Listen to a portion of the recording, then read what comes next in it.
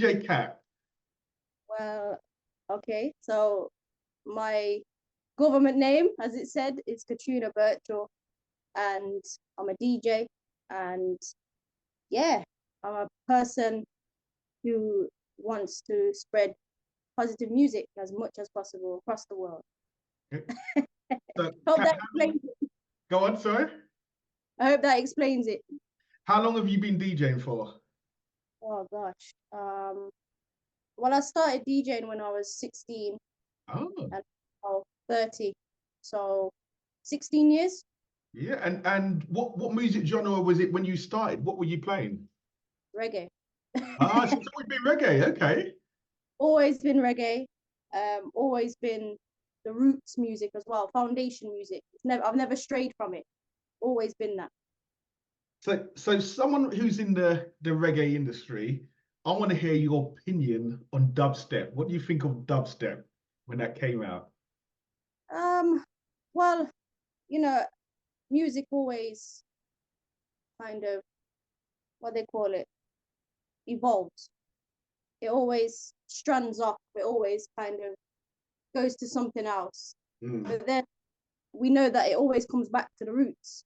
So as yeah, much as it's gone off, it will come back again to the roots.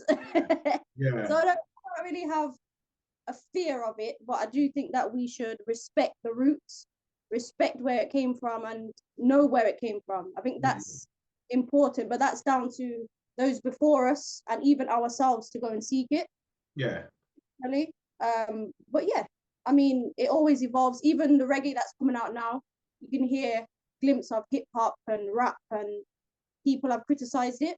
yeah, But again, it it kind of appeals to younger audiences, but it comes back to the roots again. So we yeah, have to, it kind of give and take. yeah, Yeah, yeah. See, it's a bit like I mean, I'm a jungle drum and bass DJ as well. I play jungle and drum and bass. yeah, Also play garage, but I started off playing hardcore and then it went into jungle. Um, and the main roots of jungle music is ragga and yeah, reggae. The yeah, influence, that's the influence of jungle. A lot of the samples that we were using back in the days from like 92 up to about 95 were ragga samples. yeah. Um, I used to I used to love my dancehall. If my brother didn't take me to Notting Hill Carnival in 1991 and take me to a jungle sound system, I Yeah. would have been a Bashment DJ. Okay. Okay. As soon as I heard jungle, that was it. Yeah. Okay. But my roots Yeah. originally are from dancehall and reggae because that is what I was kind of brought up on. Yeah.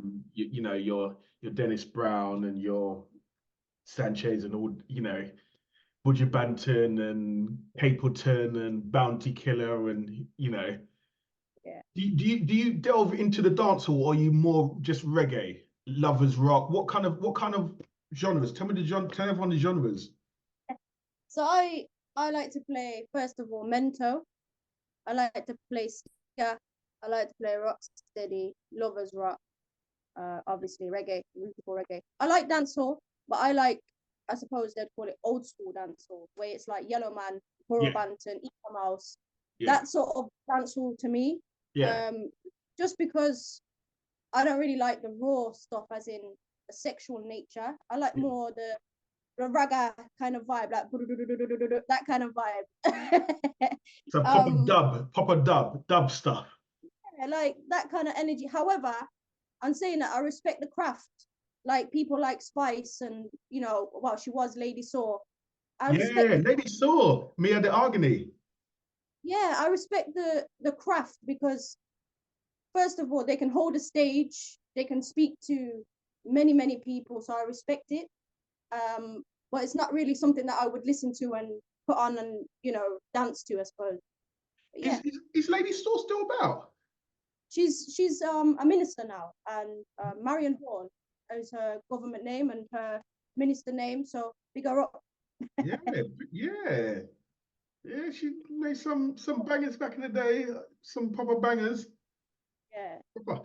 So You know, that's what I mean. She can always, you can put on a Lady Sword tune and guaranteed everybody will dance. So that's why you have to respect those that did that.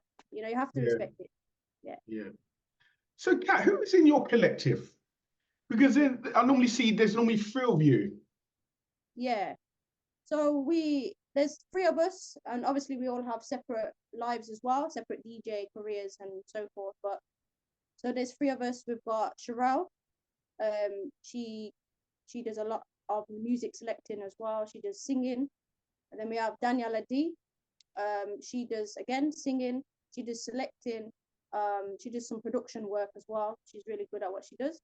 And then of course myself, I do more radio work, interviews, poetry, DJing, selecting, and I like to hold the mic as well when we are together.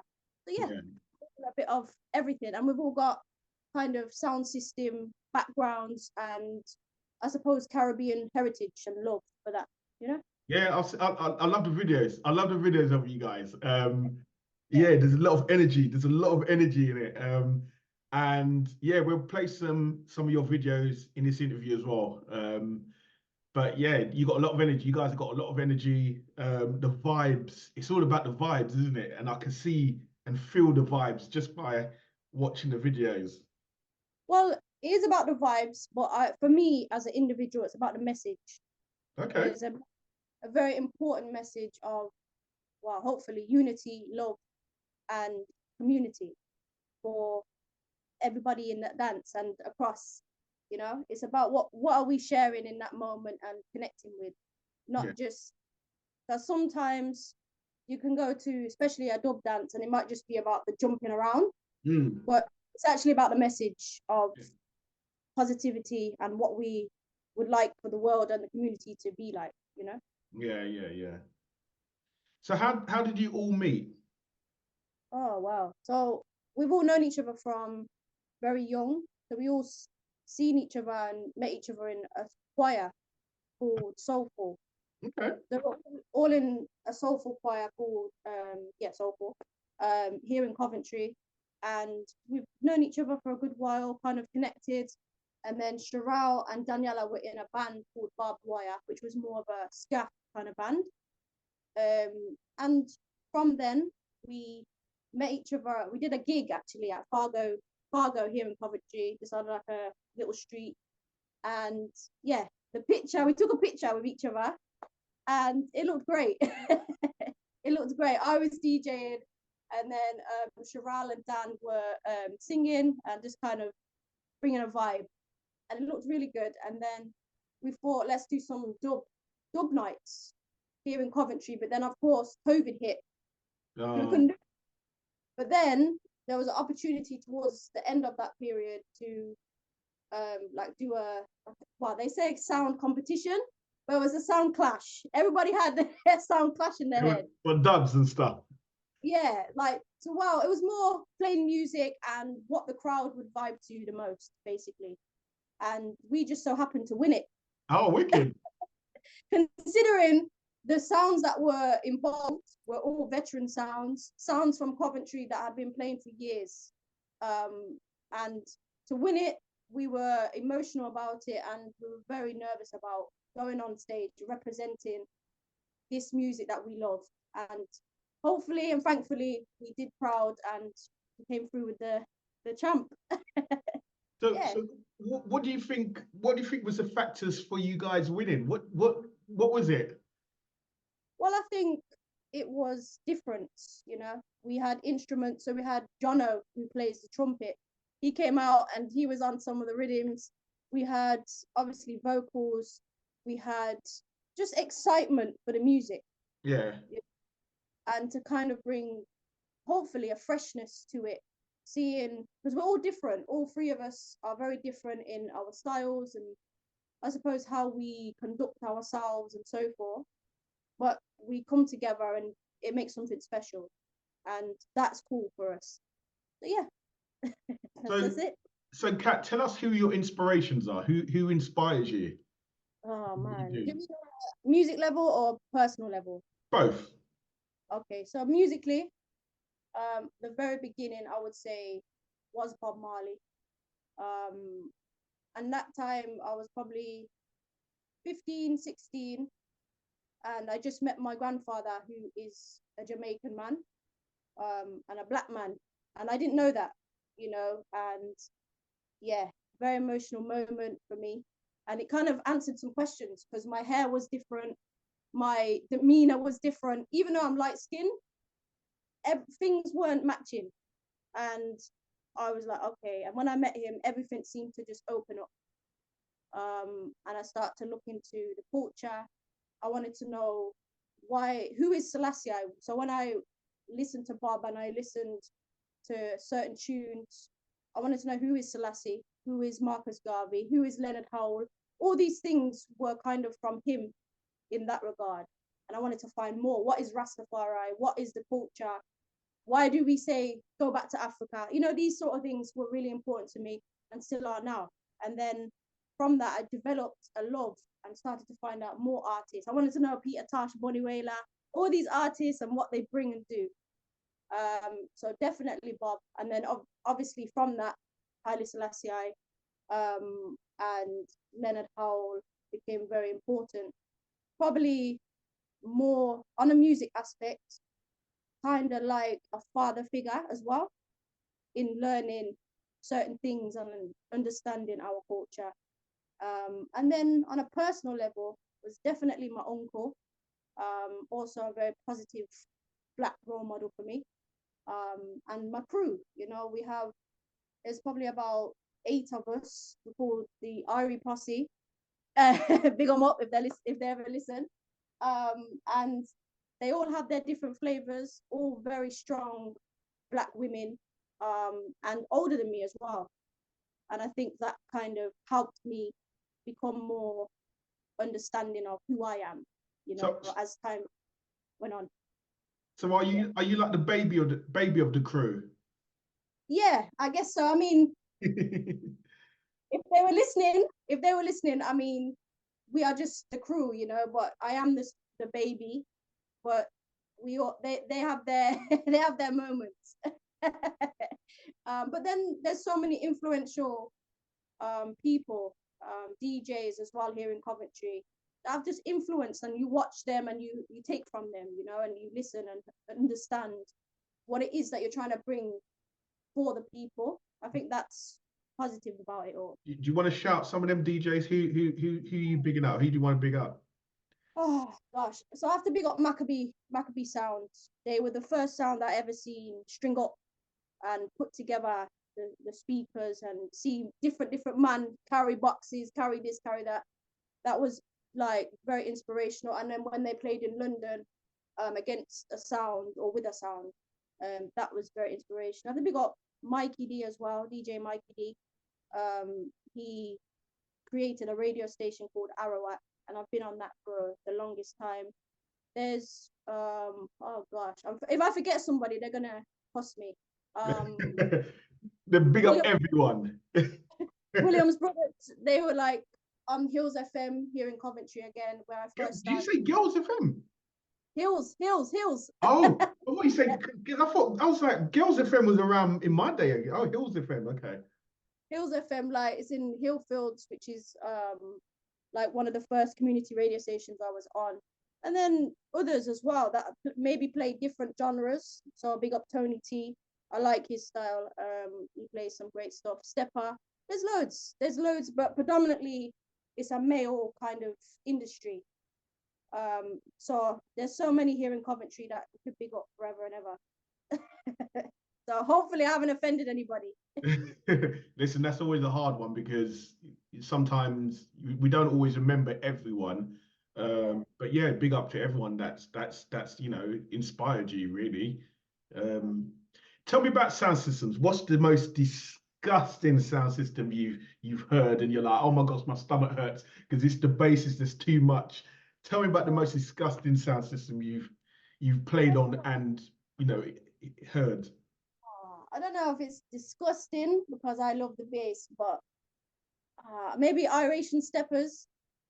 When I heard their kind of And Mark Iration he just loves the bass, so it always lick you.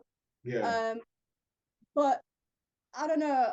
I just love sound system. So wherever there's a sound, I love it. But I would say the kind of iconic sound, and I never forget it, was Shaka.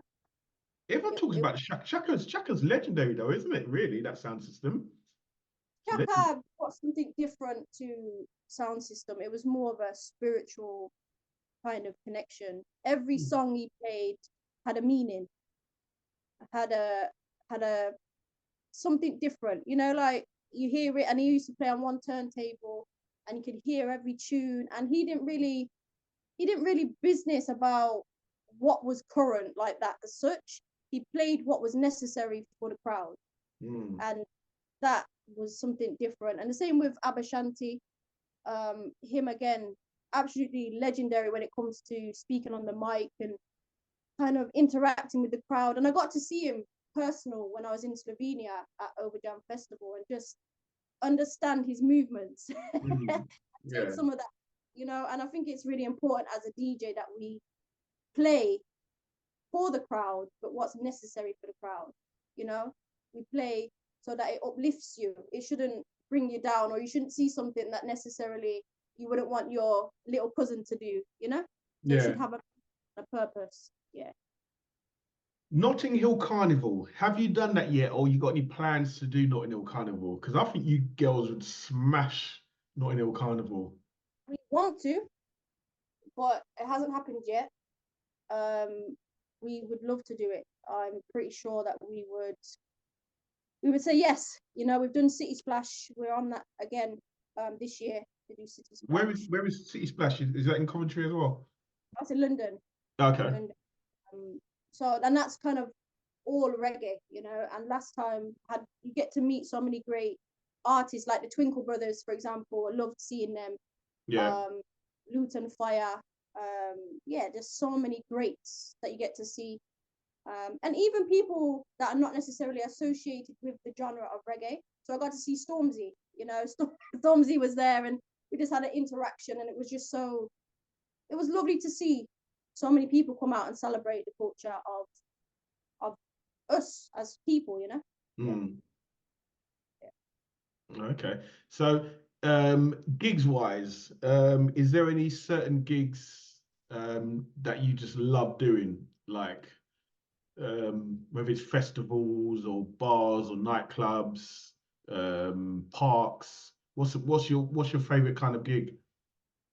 Well, me personally, I like the more intimate gigs where you might play a song or a tune and then you can hear and see the crowd, you know, and you can feel what they're feeling. So I quite like it when people kind of show their energy with you. It's more of a I don't know how to say it, it's more spiritual really, rather than just jumping and going crazy. I like the kind of connection really, and I like me myself. I play like the djembe, which is an African drum for those who don't know, and I like the nyabingi sort of aspect of things as well. So that's me. I've never asked the other two sisters if they what they prefer, but me, I like the more intimate stuff where I can really gauge what the crowd's saying to me. Yeah. Okay. Okay. So, where are we? What music production? Have you ever like delved into music production? Well, I haven't necessarily. Um, Probably more so on the poetry aspect. So I like to do poetry and then put like certain rhythms and things. And I've kind of asked certain producers, but because my poetry is very deep to me, I want it to be right. I want it to be kind of hard hitting. Um, yeah, I mean the production part of it and music creation is more to do with like Daniela. She normally does her tunes and her songs. She did an LP called Reflections, but that was more, I suppose, R&B soul sort of vibe. There was a different kind of thing. But yeah, I mean, I did some drumming for Vibronics and also for OBF. recently. So hopefully, but yeah, I would love to maybe put some poetry on a rhythm and see how it comes out. Yeah. Okay. So tell everyone a funny or embarrassing moment at a gig. Oh gosh. Um, um, a funny or embarrassing moment. For myself or for Yeah, for yourself, something that's happened like, I mean, embarrassing. Like, I'll give you a situation. I took one record off that yeah. I thought I had finished playing, but it was the one that was playing. So I had taken this record off, and everyone was like standing there, like, "What's going on?" And oh no, I've taken off the wrong record. So yeah, that kind of stuff, things like that. Or Yeah, probably. I suppose like when somebody wants you to wheel up and it don't quite wheel up properly. Yeah, like stuff like that. Or if there's I don't know, like a new controller and you're not really used to it and you try and change it or oh move it yeah, about yeah, that's and yeah, it doesn't quite work how you think it's gonna work. yeah. Like that. Yeah, if you're a DJ or a selector, I think everybody's gone through that. I don't care who you are, you've It's gone through it. horrible. It is horrible. That's a horrible moment. Yeah. Uh, and if you play vinyl as well, when you try and pull up the tune on a vinyl and it don't quite hit the right spot, I mean, yeah, everybody's had that, right? And for someone that plays vinyl, you must have experienced going to a venue and the needles are this rubbish. Yeah. Because the needles Uh, are rubbish, the record it's just jumpy, and yeah. yeah. I mean, what personally, I play a mixture, so I play CDs as well, Mhm. um, vinyl, and sometimes I'm not a big fan of it, but USB, um, just as a backup because you never quite know what you're gonna get, and I suppose you should carry your needles around with you, get some needles and those sort of things, I don't know. I'm practically thinking carry some. No, I hear you exactly. So, what is the future for DJ Cat? What are we going to see in the future?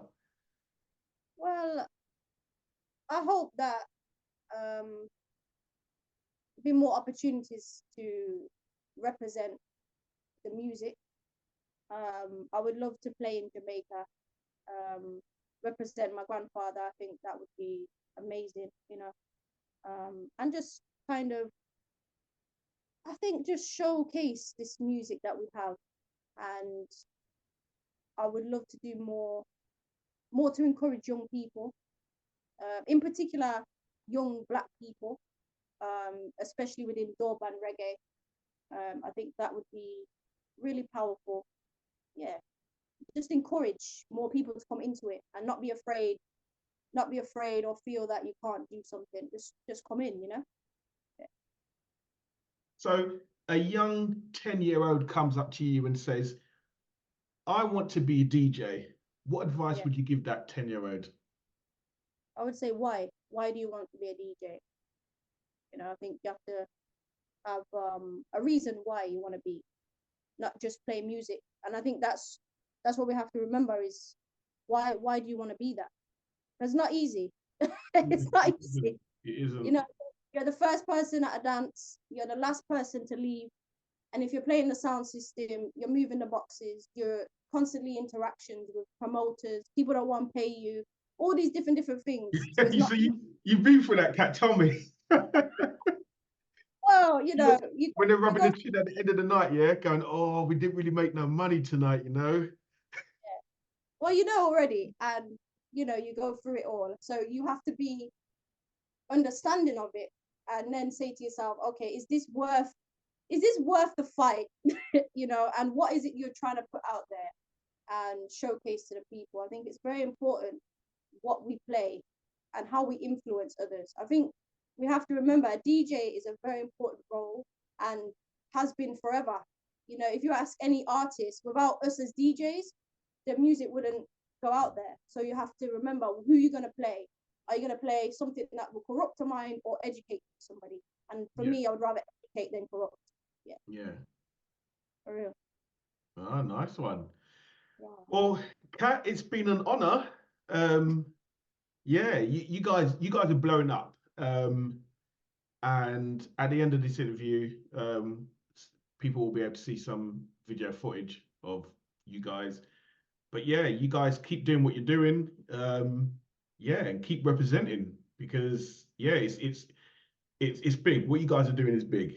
All right. Yeah, man, appreciate that every time. So thank you for your time. Thank you for the interview. And yeah, we'll definitely catch up. And maybe one day I'll could document you guys when you're doing a gig. Yeah, do a little documentary of you guys doing a gig and stuff. So yeah, but we'll catch up, all right? All right then, no problem. Bless All up. right. Thank you, Kat. Is that it down and we did it now?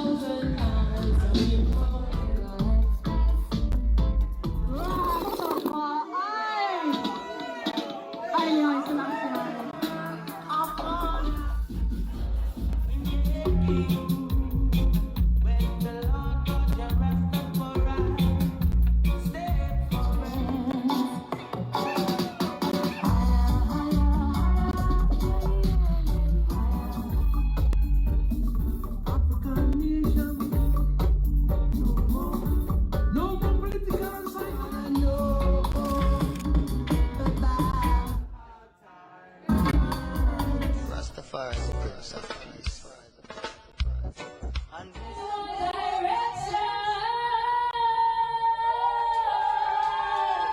Frequency.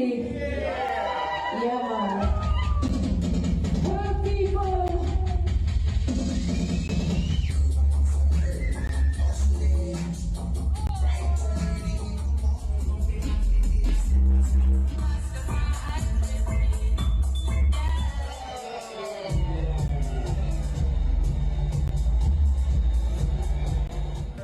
Make me jump up on it, yeah me know no. Jump up on it, yeah me know no. Jump up on it, I got a brand new stack. Make me jump up on it.